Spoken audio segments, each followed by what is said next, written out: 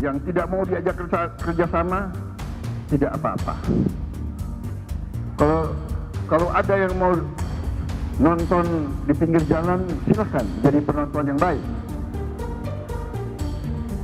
Tapi kalau sudah tidak mau diajak kerjasama, ya jangan mengganggu. Orang lagi mau kerja kok. Kita mau kerja. Perdebatan soal pernyataan Presiden terpilih Prabowo Subianto meminta pihak yang enggan bekerja sama dengan pemerintah agar jangan mengganggu masih terus bergulir. Pernyataan Prabowo ini mengundang reaksi calon presiden pada pemilu 2024 Ganjar Pranowo. Ganjar bilang justru yang harus dikhawatirkan pesaingnya di Pilpres itu orang-orang yang berada di lingkaran pemerintah tapi kerap jadi pengganggu. Sebaliknya, pihak-pihak yang berada di luar pemerintahan justru bisa saja membantu karena akan mengingatkan jalannya pemerintahan berada di jalur yang benar, termasuk kritik dari masyarakat sipil. Tidak ingin bekerja sama untuk jangan jadi pengganggu gitu mas. Iya, yang bekerja sama aja bisa ganggu loh, saya ingetin loh ya. Jangan sampai kemudian yang di dalam malah mengganggu. Umpama kita ingin menciptakan pemerintah bersih, tapi korupsi di dalam itu mengganggu. Yang di luar jangan-jangan malah membantu karena mengingatkan yang baik gitu. Dan check and balances akan berjalan. Dan kalau kemudian partai politik katakan tidak ikut di pemerintahan, masyarakat sipil tidak ikut di pemerintahan. Masyarakat sipil bisa loh memberikan catatan-catatan kritis. Jadi kita mesti membuka ruang check and balances itu, tapi betul kalau mengganggu itu artinya destruktif, saya setuju, jangan. Di sisi lain, Ketua Umum Partai Golkar Erlangga Hartarto mempersilahkan jika ada pihak yang tidak ingin bergabung di pemerintahan Prabowo Gibran. Erlangga menganggap parpol oposisi wajar dalam siklus pemerintahan di Indonesia. Ya kalau kan selalu dalam pemerintahan kan ada yang mendukung pemerintah, ada yang beroposisi. Yang tidak mau ikut namanya oposisi. Ya silakan aja, kalau oposisi ruangnya kan ada di parlemen. Kemudian yang mau ikut, ya ikut dalam koalisi.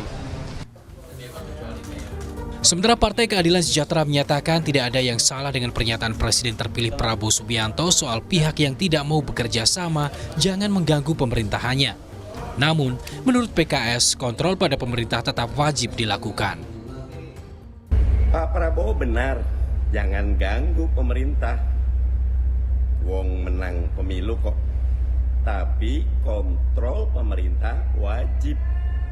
PKS selama ini oposisi, tapi kritis dan konstruktif. Gak boleh kritis yang merusak. Kepada siapa kalimat jangan mengganggu Prabowo dialamatkan?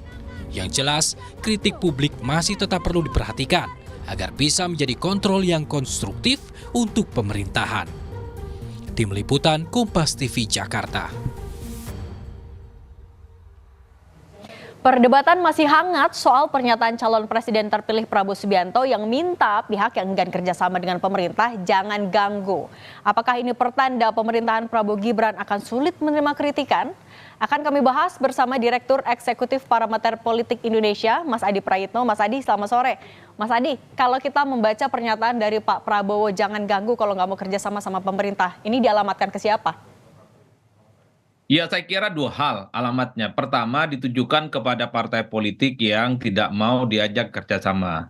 Sampai hari ini, kalau mau jujur sebenarnya, kalau membaca gestur politik partai yang sepertinya enggan bekerja sama itu hanya PDIP. Itu misalnya terbukti PDIP sampai hari ini masih menggugat persoalan hasil pemilu di 2024 ini kan ke PT UN.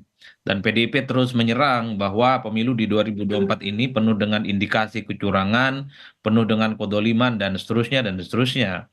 Ini kan jelas bahwa PDIP ini kan menunjukkan bahwa ada intensi untuk menjadi oposisi di 2024 ini dan tentu saja akan berada di luar kekuasaan politik Prabowo dan Gibran. Yang kedua sepertinya juga dialamatkan kepada kelompok-kelompok aktivis, gerakan civil society, kelompok-kelompok pro-demokrasi yang saya kira memberikan masukan dan kritik-kritik tajam kepada pemerintah dan itu sering dilakukan. Oleh karena itu bagi saya pernyataan Pak Prabowo ini sebenarnya semacam warning bagi pihak yang mungkin iman politiknya berbeda tidak mau bekerja sama, beda pandangan politik, jangan sampai justru menimbulkan instabilitas politik yang justru itu kontraproduktif dan bahkan bisa menghambat bagaimana laju pemerintahan 5 tahun yang akan datang itu justru terhambat. Jadi ini yang sebenarnya membuat kenapa diskusi tentang jangan ganggu itu menjadi ramai, Mbak Cindy, karena memang terkesan bahwa kalau ada orang yang mau mengkritik, mau memberikan masukan, itu dianggap sebagai sebuah tindakan-tindakan yang khawatir akan memberikan ancaman dan mengganggu bagaimana proses politik dan bagaimana kebijakan-kebijakan politik pemerintah di 5 tahun yang akan datang justru akan terganggu dan akan terhambat. Tapi bagi saya, sepanjang kritikan, masukan, dan apapun itu judulnya disampaikan dengan cara-cara elegan, beda pandangan, beda pendapat, kritikan, bagi saya bagian dari vitamin dalam demokrasi. Itu bagian dari diskursus yang cukup positif, yang mestinya juga harus diterima dengan lapang dada oleh siapapun nantinya yang secara definitif menang dalam Pilpres ini. Apalagi misalnya kalau kita melihat kecenderungan kekuatan politik pendukung pro pemerintah, Prabowo dan Gibran, di masa pemerintahannya ini kan sangat mungkin akan terjadi koalisi besar dan koalisi gemuk. Ditambah misalnya soal mungkin PKB dan Nasdem juga akan bergabung, maka kekuatan politik parlemen Prabowo Subianto dan Gibran itu bisa mencapai 75%. Jadi sekalipun ada suara-suara kritis dari luar, kalau at the end of the day-nya itu di-voting, kemudian diputuskan secara protes politik misalnya di pemerintah, termasuk di parlemen, ya saya kira keputusan politik dari Prabowo dan Gibran pastinya akan terus leading dan pastinya akan mendapatkan dukungan secara mayoritas kekuatan politik. Oke. Saya kira itu konteksnya. Oke, nah Mas Adi, kalau misalnya ini jadi warning, tapi kan sebenarnya pemerintahan Prabowo Gibran juga belum dimulai. Anda melihatnya seperti apa ini? Apakah ya membuat barrier tersendiri soal kritik? Ya, kalau kita melihat kecenderungan secara umum ya, bahwa stabilitas politik itu dianggap sebagai satu-satunya syarat supaya kebijakan politik pemerintah Prabowo dan Gibran itu bisa berjalan mulus di masa yang akan datang. Jadi sekecil apapun kerikil politik seperti resistensi, seperti protes, seperti kritik-kritik tajam, baik dari partai politik ataupun unsur-unsur dari gerakan civil society, itu dianggap sebagai sebuah gangguan. Karena pastinya akan menimbulkan kegaduhan politik. Dan bahkan kita melihat bagaimana dulu ketika Jokowi 2 tahun, 2 periode jadi presiden, SBY 2 periode jadi presiden, ketika muncul berbagai kritik dari kanan kiri, dari partai oposisi, kelompok-kelompok aktivis, itu kan dianggap sebagai sebuah gangguan sebenarnya. Gangguan dalam arti karena kebijakan-kebijakan politik pemerintah kok selalu diprotes. Bukankah pemerintah ini punya niat baik untuk membangun bangsa dan negara?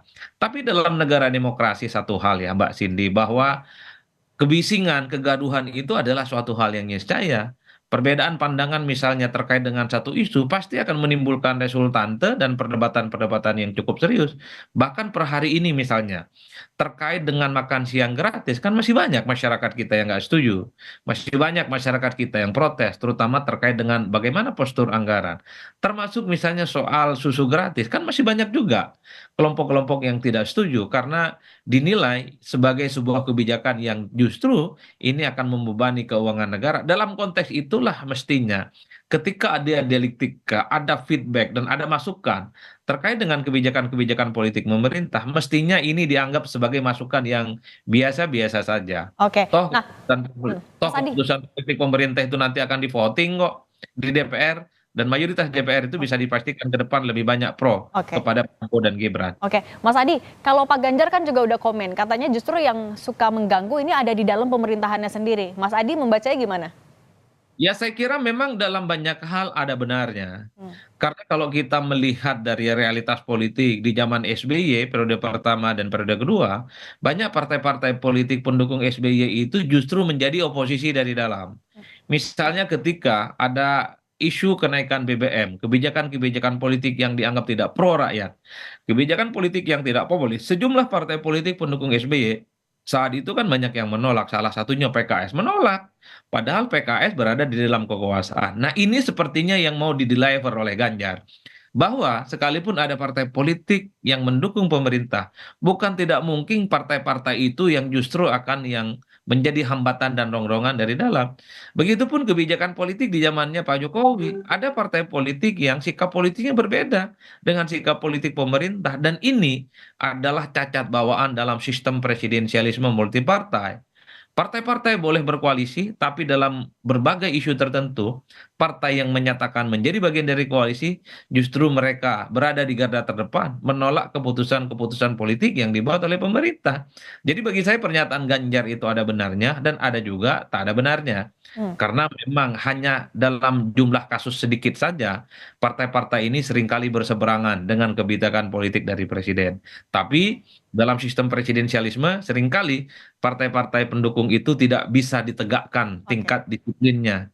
Dan mereka seringkali justru menjadi bara dalam sekam, menjadi duri dalam daging, yang seringkali justru merekalah yang dari dalam melakukan protes, bukan dari pihak-pihak luar. Oke, Mas Adi, tapi kan sampai saat ini nih PDIP sampai sama PKS belum nyatain secara resmi juga sikap mereka akan di pemerintahan ataupun juga tidak. Anda membacanya gimana artinya posisinya dan juga pernyataan soal mendukung dan juga menolak soal jangan ganggu ini?